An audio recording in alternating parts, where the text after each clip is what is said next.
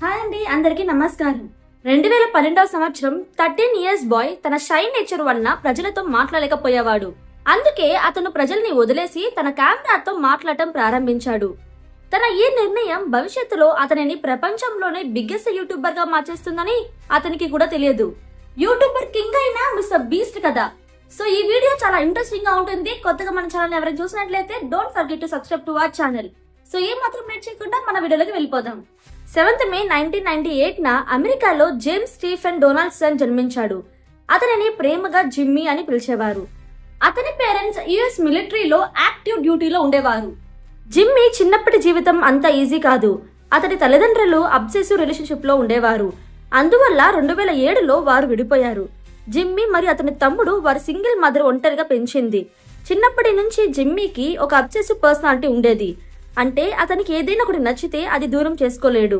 10 సంవత్సరాల వయసులో అతనికి నచ్చింది బేస్బాల్. కానీ టీమ్ స్పోర్ట్ అంటే ఇష్టం ఉన్నా కూడా జిమ్మీ ఒక ఎక్స్ట్రీమ్ ఇంట్రోవర్ట్ గా ఉండేవాడు. ప్రజల మధ్య అతను చాలా అన్కంఫర్టబుల్ గా ఫీల్ అయ్యేవాడు. బేస్బాల్ ఫీల్డ్ లో కూడా అతను తన ముఖం కనిపించకుండా కప్పుకునేలా క్యాప్ వేసేవాడు. జిమ్మీకి ఫ్రెండ్స్ ఎవరు ఉండేవారు కాదు. అతని మదర్ కూడా చాలా సార్లు డ్యూటీలో ఉండేది. అందుకే అతనికి ఇంట్లో టైం స్పెండ్ చేయడానికి ఏదో ఒకటి కావాలి. అప్పుడు అతనికి ఒక వెబ్సైట్ దొరికింది. అక్కడ అతని లాంటి వారు తమ వీడియోస్ షేర్ చేసేవారు.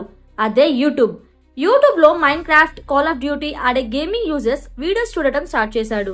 కాస్త టైంలోనే బేస్బాల్ లాగే జిమ్మీకి యూట్యూబ్ మీద కూడా అబ్సెషన్ మొదలైంది. ఈ టైంలో తనకి ఒకతను ఫ్రెండ్ అయ్యాడు. అతని పేరే క్రైస్ టైసన్.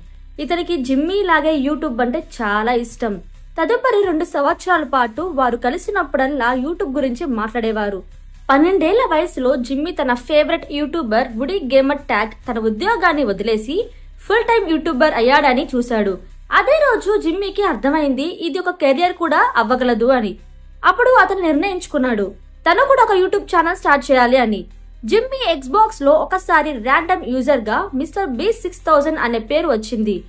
అందుకే తన ఛానల్ పేరు కూడా అదే పెట్టుకున్నాడు. తరువాత 6000 అని తీసేసి మిస్టర్ బీస్ట్ అయ్యాడు. ప్రారంభంలో జిమ్మీ తన ముఖం చూపించకుండా గేమింగ్ వీడియోస్ తయారు చేసేవాడు. తర్వాత ఒపీనియన్ వీడియోస్ చేశాడు. అంటే స్క్రీన్ పై గేమ్ ప్లే నడుస్తూ ఉండేది, కానీ జిమ్మీ వేరే టాపిక్ తన అభిప్రాయం చెబుతూ ఉండేవాడు. తర్వాత జిమ్మీ ఫేమస్ యూట్యూబర్ యొక్క స్ట్రాటజీస్ మరియు ఇన్కమ్ ను విశ్లేషిస్తూ వీడియోస్ తీయడం ప్రారంభించాడు. సర్ప్రైజింగ్లీ జిమ్మీ ప్రజల ముందు తనను ఎక్స్ప్రెస్ చేయలేకపోయినా కెమెరా ముందు మాత్రం తన నిజమైన స్వభావాన్ని చూపించగలిగేవాడు. 15 సంవత్సరాల వయసులో జిమ్మీ జీవితంలో 2 ప్రధాన విషయాలు బేస్బాల్ మరియు యూట్యూబ్ కొనసాగుతుండగా ఒక రోజు అన్ని మర్చిపోయి అతని బరువు వేగంగా తగ్గిపోవడం మరియు కడుపులో తీవ్రమైన నొప్పి రావడం మొదలైంది. తర్వాత తెలిసింది అతనికి క్రోహిన్స్ డిసీజ్ అనే సీరియస్ ఇల్నెస్ వచ్చింది. ఇది అతన్ని బలహీనంగా మారుస్తుంది. దీనివల్ల అతను తన ఫేవరెట్ ఆట అయిన బేస్బాల్ ని పూర్తిగా వదిలేయాల్సి వచ్చింది. జిమ్మీకు ఈ విషయం హార్ట్ బ్రేకింగ్ గా అనిపించింది. కానీ ఈ వ్యాధి అతనికి యూట్యూబర్ పైన మరింత డిటర్మినేషన్ వచ్చేలా చేసింది.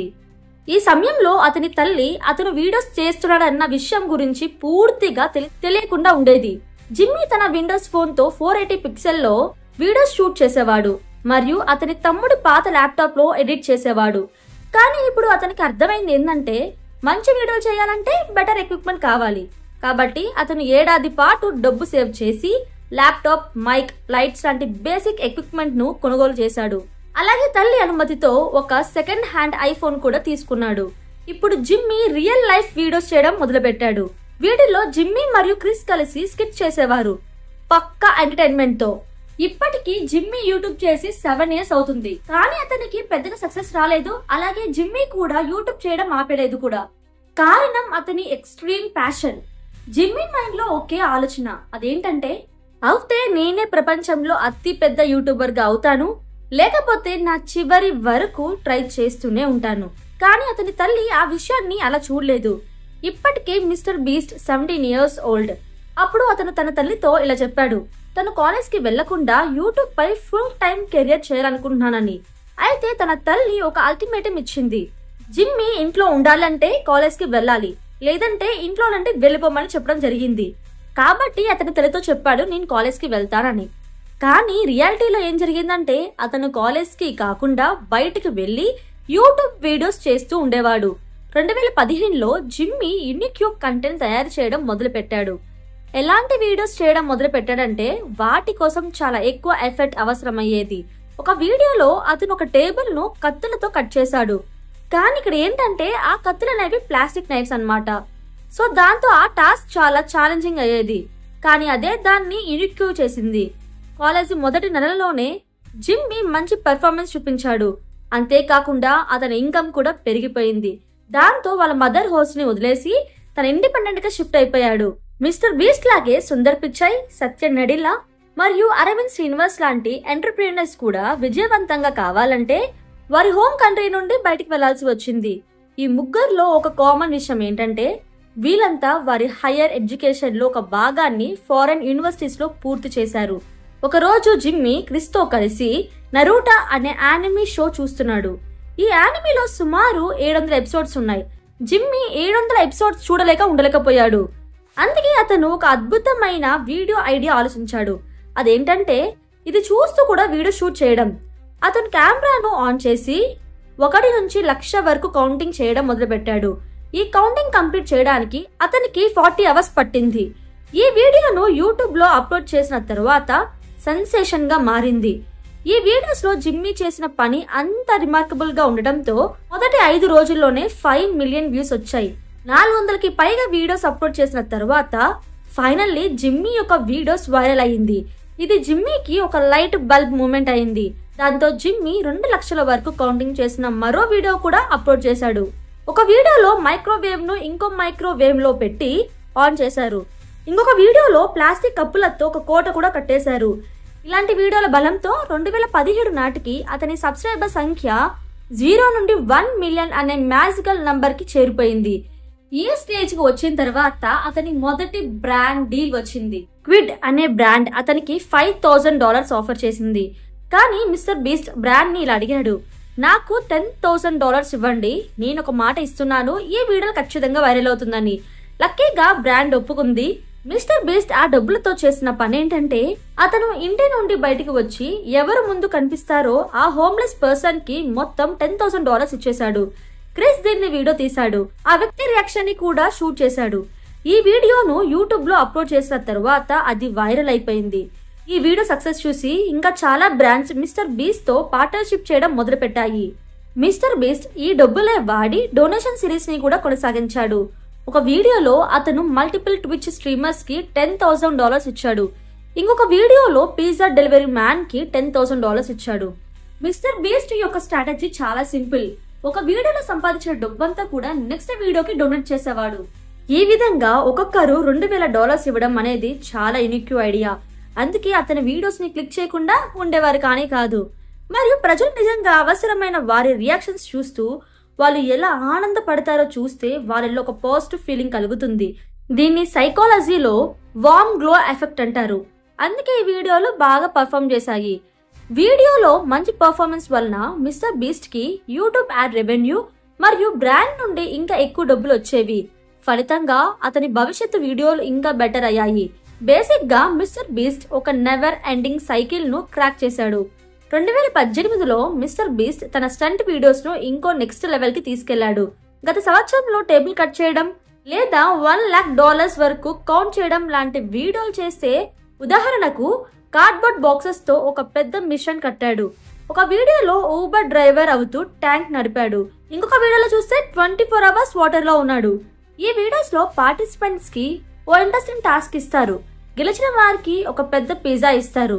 ఉదాహరణకి ఒక వీడియోలో చూస్తే ఎవరు చివరికి ల్యాంబర్గిని మీద చేయి ఉంచుతారో అదే ల్యాంబర్గిని వాళ్ళకి సొంతమవుతుంది.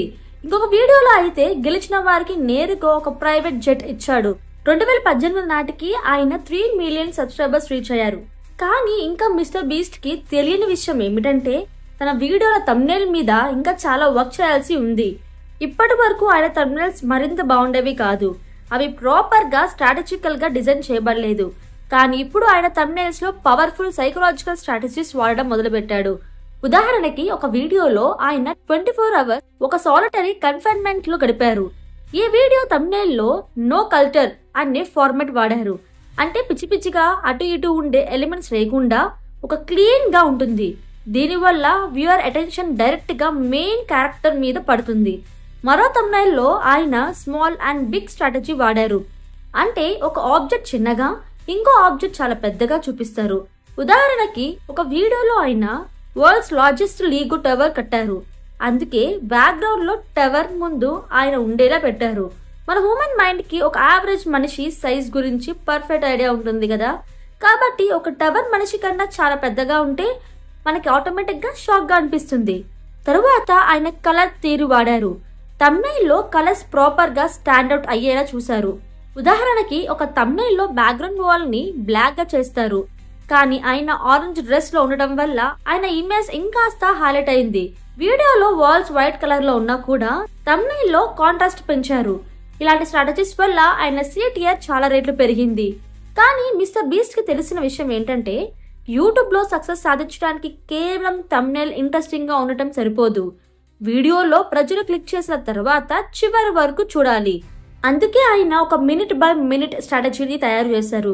ఇది ఆయన లీక్డ్ ఇంటర్నల్ డాక్యుమెంట్ లో స్పష్టంగా మెన్షన్ చేయబడింది. అప్పుడు ఆయన యావరేజ్ వీడియో లెంత్ 13.5 minutes. ఆయనకు తెలిసిన విషయం ఏంటంటే యూట్యూబ్ లో 30% నుండి 50% ఆడియన్స్ మొదటి 1 minute చూసి వీడియోని వదిలేస్తారు. అందుకే ఆయన వీడియో మొదలు పెట్టగానే థంబ్నెయిల్ లో చూపించిన మెయిన్ కంటెంట్ ని తక్షణమే చూపిస్తారు. ఉదాహరణకి ఒక వీడియోలో ఆయన 1000 మెంబర్స్ కి హియరింగ్ హెల్ప్ చేస్తారు అని చెప్పారు కదా. మొదటి 10 seconds లోనే మొదటి వ్యక్తికి హియరింగ్ ఎయిడ్ పెట్టి చూపిస్తారు.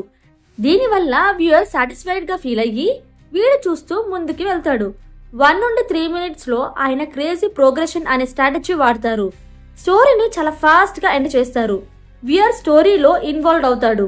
3rd minute వద్ద రీ ఎంగేజ్మెంట్ చేస్తారు. ఒక్కసారిగా వ్యూయర్ బోర్ గా అనిపిస్తున్నట్టు తను ఫీల్ అయితే ఆ సమయంలో ఏదైనా అన్ఎక్స్పెక్టెడ్ ట్విస్ట్ లేదా షాక్ ఎలిమెంట్ చూపిస్తారు. ఒకసారి క్యాన్ తో ఇంటిని కూల్ చేసే వీడియో ఉంటుంది. 3 to 6 minutes లో ఫాస్ట్ పేస్డ్ ఎగ్జిస్టింగ్ కంటెంట్ చూపిస్తారు. స్టోరీ మరియు క్యారెక్టర్ తో ఎమోషనల్ కనెక్షన్ బిల్డ్ చేయడానికి 6 minute మార్క్ వద్ద మరో రీ ఎంగేజ్మెంట్ చూపిస్తారు. తర్వాత స్టోరీ ఫైనల్ రిజల్యూషన్ దాకా కొనసాగుతుంది. ఎండింగ్ లో వ్యూయర్ కి మాక్సిమం సాటిస్ఫాక్షన్ ఇవ్వడం వారి లక్ష్యం. రిజల్యూషన్ తర్వాత వీడియోని ఒక దాని మీదుగా ఎండ్ చేస్తారు. 1 second కూడా వృధా కాకుండా రీ అటెన్షన్ మెయింటైన్ చేస్తారు. ఈ అద్భుతమైన స్ట్రాటజీస్ వల్ల 2019 నాటికి ఆయన 20 million సబ్స్క్రైబర్స్ ని రీచ్ అయ్యారు. తర్వాత కొన్ని ఇయర్స్ లోనే ఆయన ఫీస్టబుల్ అనే better for you chocolate brand launch చేశారు. అలాగే వ్యూ స్టాట్స్ అనే యూట్యూబ్ అనలైటిక్ టూల్ కూడా తీసుకొచ్చారు. 2024లో ఆయన 300 million సబ్స్క్రైబర్స్ తో వరల్డ్స్ నంబర్ 1 యూట్యూబర్ అయ్యారు. ఇన్ షార్ట్ మిస్టర్ బీస్ట్ తన కెరియర్ పీక్ కి చేరిపోయారు. కానీ అప్పుడే కథలో ఒక ప్రాబ్లం రావడం జరిగింది. మిడ్ 2024 ఆయనకు ex employee Dowson French 2 shocking videos చేసి ఎక్స్పోజ్ చేశాడు. వీడియోలలో చాలా ఎలిగేషన్స్ ఉన్నాయి. వీడియోలలో కంప్యూటర్ జనరేటెడ్ గ్రాఫిక్స్ వాడడం, ఫిలింథ్రోఫీ ఛానల్లో ఫేక్ డొనేషన్స్, ఛాలెంజ్ వీడియోస్ లో ప్రైజ్ మనీ యాక్చువల్ గా విన్నర్స్ కి ఇవ్వడం లేదని. ఈ 2 వీడియోలకు 10 million+ వ్యూస్ వచ్చాయి. యూట్యూబ్ కమ్యూనిటీలో పెద్ద కాంట్రవర్సీ వచ్చింది. ఆయన వీడియోలకు మిలియన్ ఆఫ్ డిస్లైక్స్ వచ్చాయి. Brands cross worth deals cancel చేశాయి. #బాయ్కాట్ మిస్టర్ బీస్ట్ అనే #X లో ట్రెండ్ అయింది. అందరూ అనుకున్నారు మిస్టర్ బీస్ట్ డౌన్ ఫాల్ మొదలైందని. కానీ కదా ఎండ్కి రాలేదు. ఒక సాధారణ క్రియేటర్ అయితే పానిక్ అయ్యేవాడు. కానీ మిస్టర్ బీస్ట్ చాలా మెచ్యూర్ గా రియాక్ట్ అయ్యాడు. వెంటనే రిప్లై ఇవ్వలేదు. కొద్ది రోజుల తర్వాత సాగి సెరల్ అనే యూట్యూబ్ ఛానల్ ఒక డీటెయిల్ వీడియో చేసి డౌసన్ చేసిన చాలా ఎలిగేషన్స్ ని ఫాల్స్ గా ప్రూవ్ చేసింది. ఉదాహరణకి డౌసన్ చెప్పిన ఫేక్ సీజీ ష్రెడర్ అసలు రియల్ ఆబ్జెక్ట్ అని కనిపెట్టారు. అలాంటి మరెన్నో ఎలిగేషన్స్ ప్రూవ్ అయ్యాయి. అందులో మిస్టర్ బీస్ట్ కూడా ఒక 2.5 hour పోడ్కాస్ట్ చేశాడు. అందులో ఒక ఎలిగేషన్ కి క్లియర్ ఎక్స్ప్లెనేషన్ ఇచ్చాడు. ఉదాహరణకి ఆయన బీస్ట్ ఫిలంథ్రోఫీ అనేది ఒక రిజిస్ట్రేటెడ్ నాన్ ప్రాఫిట్ ఆర్గనైజేషన్ అని చెప్పారు. ఈ వీడియోల తర్వాత డౌసన్ ఇంటర్నెట్ నుండి మాయమయ్యాడు. మిస్టర్ బీస్ట్ తన ఫ్యాన్స్ నమ్మకం తిరిగి పొందాడు. తన కెరియర్ లోనే బిగ్గెస్ట్ క్రైసిస్ ని సక్సెస్ఫుల్ గా ఓవర్కమ్ చేశాడు. ఇప్పుడే మిస్టర్ బీస్ట్ యొక్క నెట్ వర్త్ $1 billion కి పైగా ఉంది. ఆయన అమెజాన్ ప్రైమ్ తో 100 million షోస్ కూడా చేశారు. మరియు ప్రస్తుతం మన జనరేషన్ లో లెజెండరీ ఎంటర్టైన్మెంట్ గా గుర్తింపు పొందాడు. కానీ మోస్ట్ ఇన్స్పైరింగ్ విషయం ఏంటంటే ఇదంతా మొదలైంది ఒక షై బాయ్ నుంచే. ఒకప్పుడు ప్రజల ముందు 2 మాటలు కూడా చెప్పలేని అతను ఇప్పుడు ప్రపంచానికి ఒక ఎగ్జాంపుల్ గా అయ్యాడు. ఇది మిస్టర్ బీస్ట్ యొక్క నిజమైన కథ. మీకు మిస్టర్ బీస్ట్ యొక్క స్టోరీ చాలా ఇన్స్పైరింగ్ గా అనిపిస్తే ఈ వీడియోకి ఒక లైక్ చేయండి. అలాగే మీ ఫేవరెట్ యూట్యూబర్ ఎవరో మర్చిపోకుండా కామెంట్ సెక్షన్ లో తెలియజేయండి. ఇలాంటి మరిన్ని వీడియోస్ కోసం మన ఛానల్ ని సబ్స్క్రైబ్ చేసుకోండి. See next video. Take care. Bye by.